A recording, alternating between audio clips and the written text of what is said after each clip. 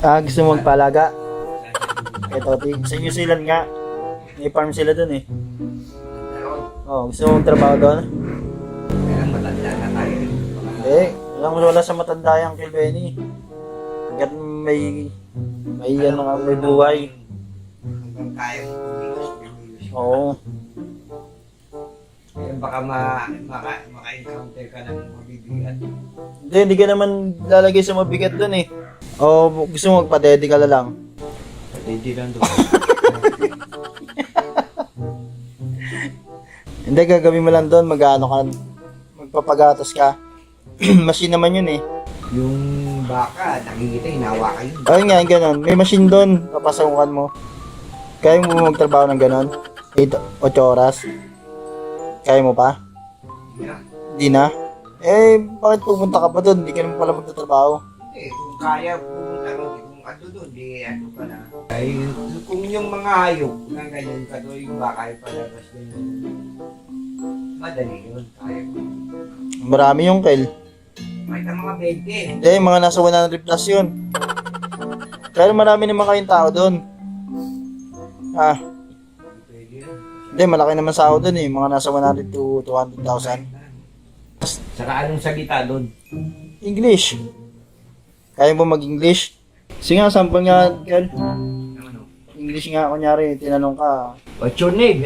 What's your name? Ang dandali. Anong pangalan mo? What's your name? What's your name? Sulat mo lang. Ano ba? Edad mo 60 o 20 o 30? 40? Ano yun? Sige nga, paano ka makipag-usap sa employer kung nasa airport o kaya sa ano? Sila nga ang bahala eh. Embassy. Dadating ka nga dun eh. Hindi, kunyari kakausapin mo. Passport natin. Introduce yourself. O siyempre magpapakilala ka. Ano nga eh, dapat English eh. Ganun ganito. English. Hindi mo marunong mag-English? Ano nga eh, di naman kausap Amerikano eh. Hindi. Kausap mong Amerikano, English ka. American yun. Kausap mong Kunyari, Benny Sicogo, introduce yourself. Ano sasagot mo? Pinakilala mo na ako eh. Ako lalaki, Dennis ko. Ikaw sino ka English ba? nga eh. Hindi ka natatanggap doon, English nga eh. Hindi, sample lang mga kami, Kel, kunyari interview ka. Benny Sicogo, introduce yourself. My name is Dennis ko. Oh. I'm 60 years old. Want to work here for something.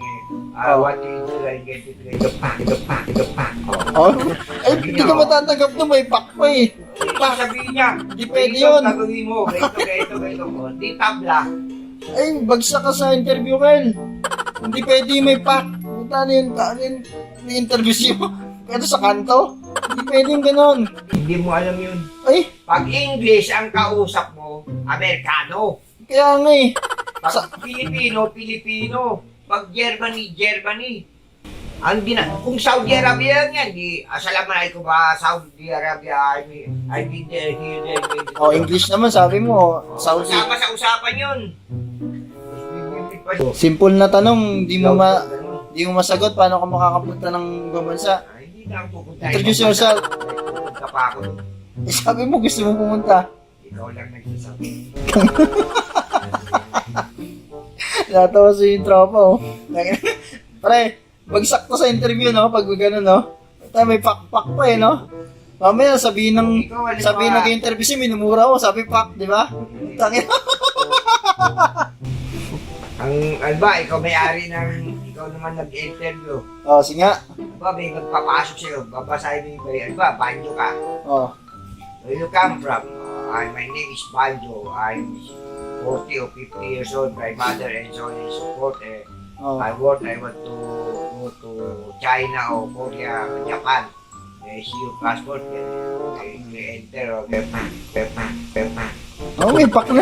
Bagsak ka na nga, ano naman yung may pak. Walang pak sa mga ganun-ganon sa interview. Kalim ka na nga doon sa Japan eh. Hindi ka nga tumagal. Anong hindi tumagal? Tumagal ako doon.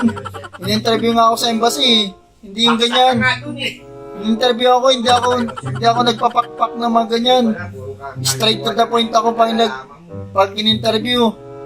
Hindi, tinuturuan ka nga eh. Hindi ka pa pwede pala. Talagang dito ka lang sa Pilipinas. Sa loob na hindi ka pa rin tumagal. Ang daming kalukuhan pinatutur, wala